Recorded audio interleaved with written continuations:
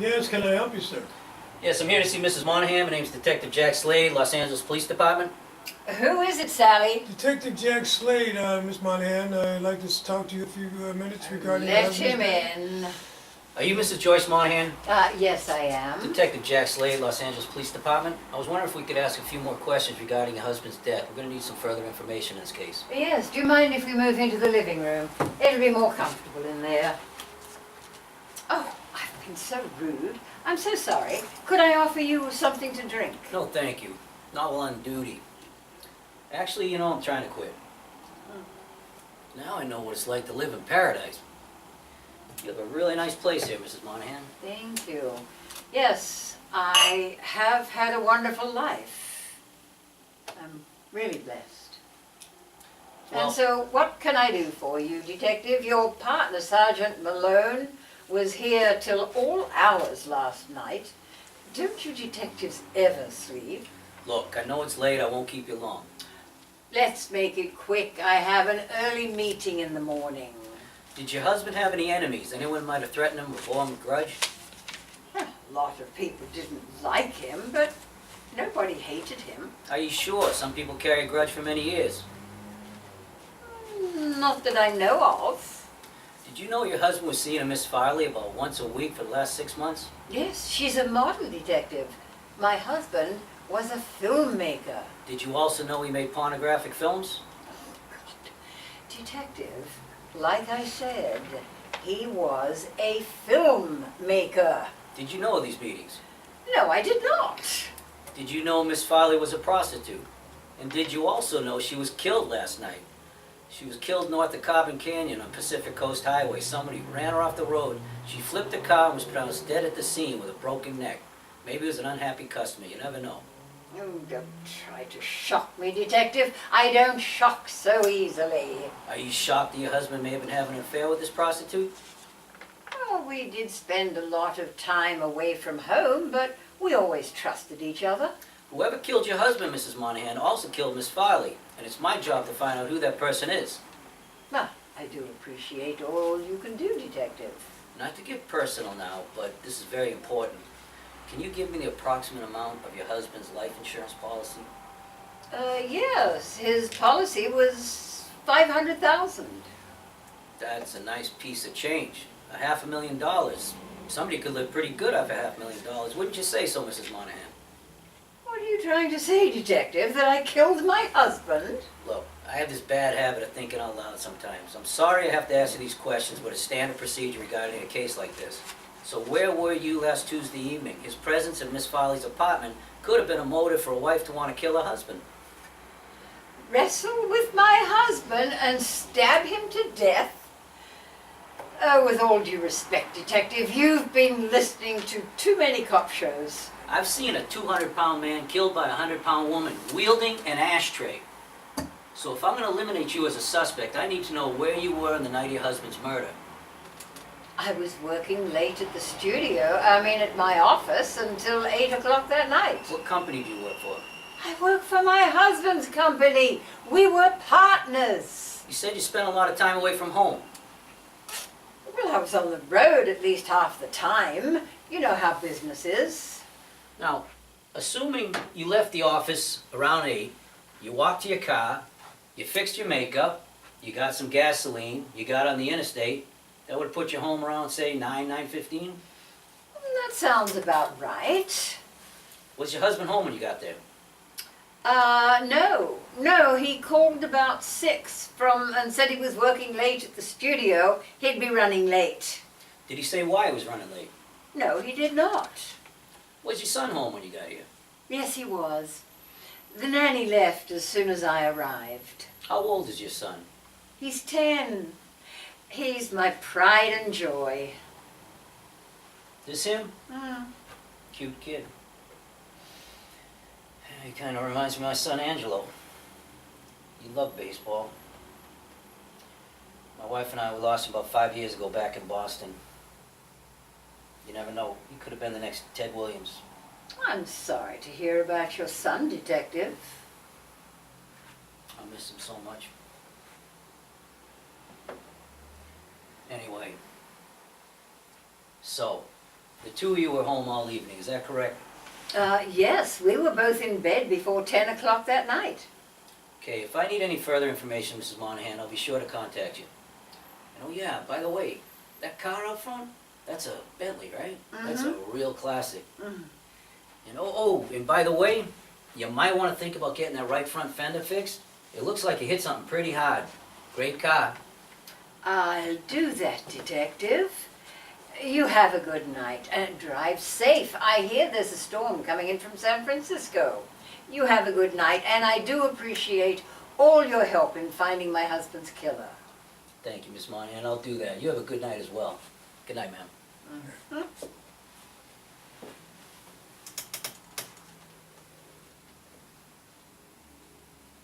It's me. We just had a visit from our friendly police department this evening.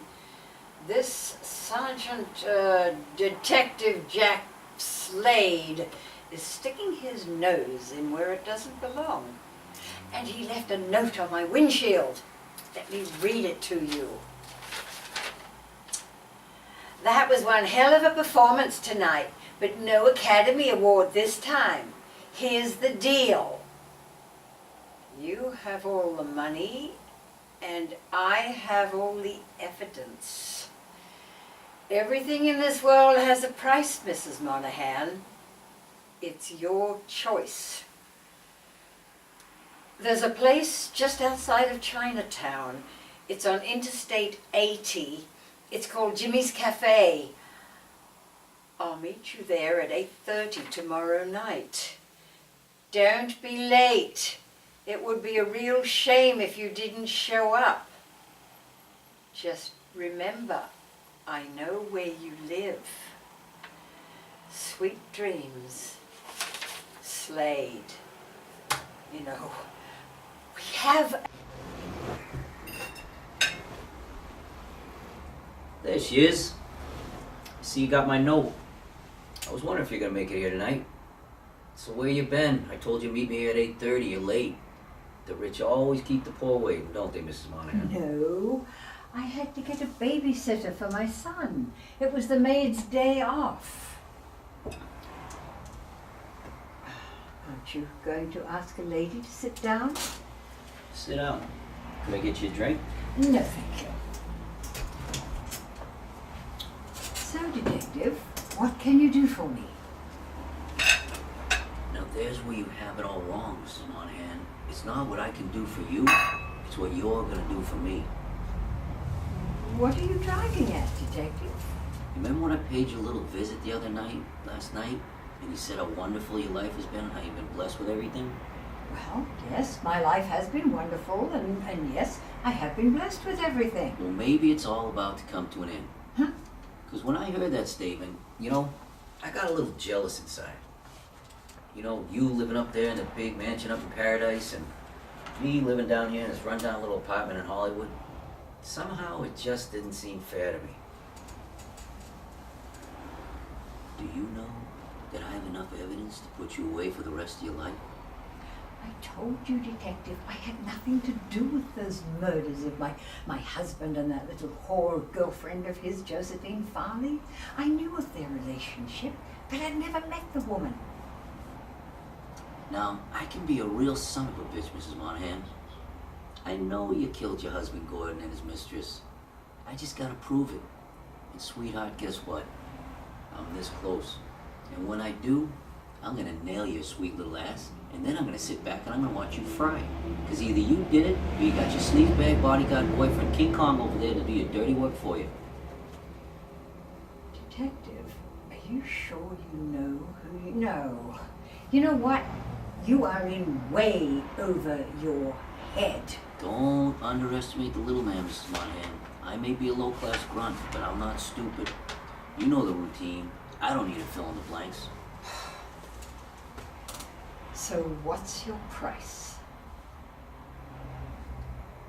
You know, do you know how much the, what was the amount of your husband's life insurance policy check you received? Oh, please, Detective, don't insult my intelligence. Do I have to say it?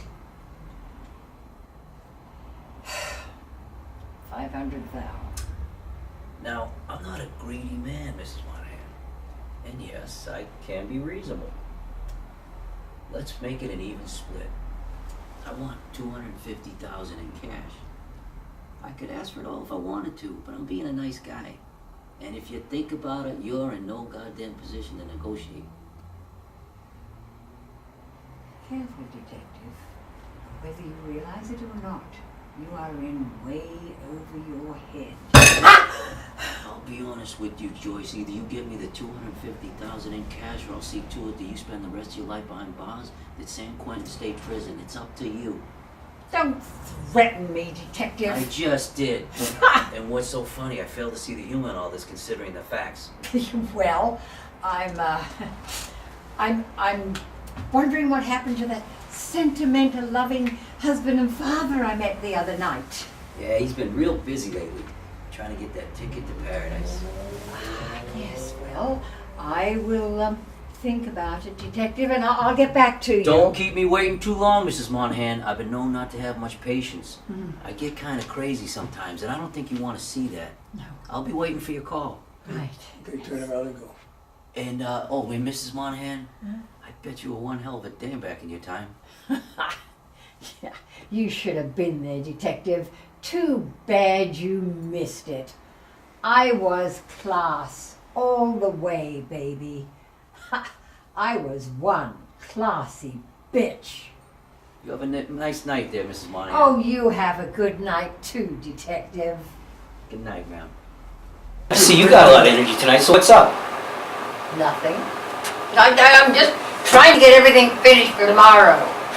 You know, every time I see you in there singing like that, you're either nervous or you got a guilty conscience. So what happened? Nothing. You told him, didn't you? That's why you were over there so late last night. I knew I shouldn't have trusted you.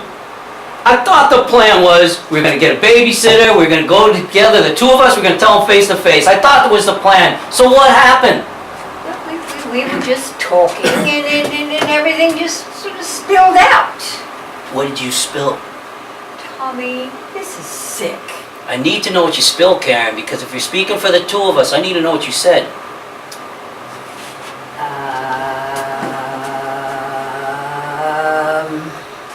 So, what if they know? They were bound to find out about our divorce sooner or later anyways. What's the matter? That's not the point. See? You know what you did. You have the advantage now. Don't be naive, Karen. You prejudiced my case. I did not. Oh. I was very even-minded. How could you say that? You were sitting over there turning on the tears. I was not turning on anything. Fuck you!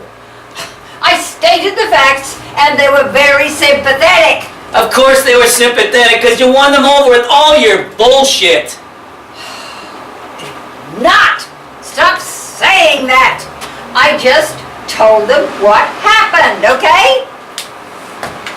You told them everything? Everything. What did they say? Well, they were shocked and sad. Yeah, shocked and sad for you and the kids. Well, what do you think? They're our best friends. They were shocked and sad for you, me, the kids, all of us. Yeah, it's shocked and sad for you because I'm such a bastard, right? Well, it was sad for everybody. Jesus Christ. You, me, and the kids, all of us. Did you tell him what you did to me? Did you tell him how you killed my self-confidence? Oh, for Christ's sakes, Tom! How I tried to get you to listen to me and hear me. How I tried to get you to listen to me. How? By screwing the stewardesses? How I cried out for help so many times, but you didn't tell him that, did you? I don't want to talk about this, please. How? Well, how? Because, were your cries detectable by human ears, or just the dogs in the neighborhood? That's it. Go ahead, Karen. You're good at that. Go ahead. Cut me down. You're good at that one. Castrate me all over again. Castrate you? You know, to hear you say this stuff, coming from somebody that I've been married to for 12 years, that I've had children with, how you could be spouting such banal bullshit is beyond me. Even now you refuse to hear me. I hear you, Tom. Your girlfriend must be feeding you this crap because you couldn't come up with this on your own. Don't patronize me, Karen. I don't need Nancy for that to tell me what I'm feeling. Patronize you? You patronized me from the very beginning. You never took me and my art seriously. That's a goddamn lie. As long as we've been married, you have never supported me in my art. You know that. How could you say I never supported? How could you say that? When you said you needed some space, I built you a goddamn studio up in the goddamn attic! And God only knows what you do up there every goddamn day! All I've ever wanted from you was respect and honesty. You know that. Yeah, for me and my art, that's all I wanted. What was I supposed to say? I think your artwork sucks. You know, that you're using it as an excuse not to get a real job? Is that the honesty you want to hear? You are nothing but a jerk. You know that? Why don't you just leave? All right. Get out. Yep. And I hope you and your bimbo stewardess girlfriend have a great life together. She's not a goddamn stewardess, okay? How many times do I have to tell you this? She works for a travel agency. You want to go to Chicago, New York, California, Hawaii, whatever. She'll book you a goddamn flight, okay? She's a travel agent. Why do you always seem to get this wrong? Because I don't have to get it right. And you know what? Another thing, Karen. Every time we argue, every goddamn time that we argue, you always seem to get the last word in. And you know what? That's one of the things that really pisses me off the most about you. Yeah, and you're so goddamn perfect, Tom! Go to hell!